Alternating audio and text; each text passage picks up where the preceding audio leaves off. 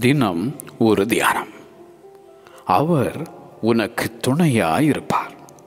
ஆதியாகமம் அதிகாரம் 49 வசனம் 25.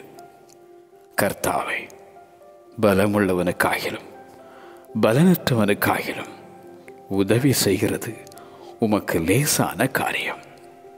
எங்கள் தேவனாகிய கர்த்தாவே, எங்களுக்கு துணை நில்லும் என ஜெபிக்கும் அந்த ஆசா ராஜா.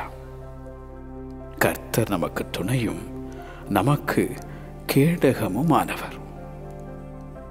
தேவரீர் என் துணையும் என்னை விடுவிக்கிறவருமாயிருக்கிறீர் என பாடும் சங்கீதக்காரனாகிய தாவீது. தேவன் நமக்கு அடைக்கலமும் பலனும் ஆபத்து காலத்தில் அனுகூலமான துணையுமானவர். கர்த்தர் எனக்கு துணையாயிராவிட்டால் என் ஆத்துமா சீக்கிரமாய் மௌனத்தில் வாசம் பண்ணியிருக்கும். பயப்படாதே, நான் உனக்கு துணை நிற்கிறேன் என உரைக்கும் தேவன். சிங்கத்தின் வாயிலிருந்து நான் ரட்சிக்கப்பட்டேன்.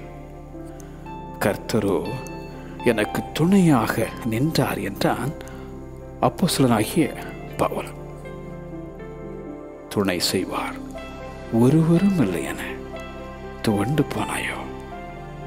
கர்த்தரே உனக்கு துணையாயிருப்பார்.